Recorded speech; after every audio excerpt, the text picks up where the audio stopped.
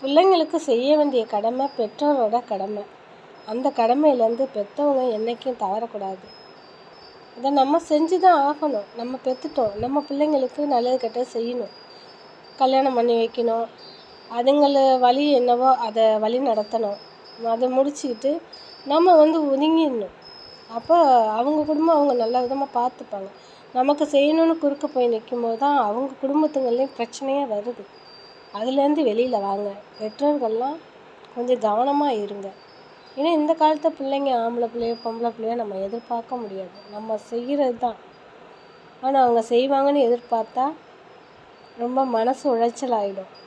கஷ்டங்கள் தான் படணும். எத்தனையோ தாய்மார்கள் தந்தைமார்கள் ஆசிரமத்தில் இருக்காங்க, கொண்டு போய் விட்டுட்டாங்க.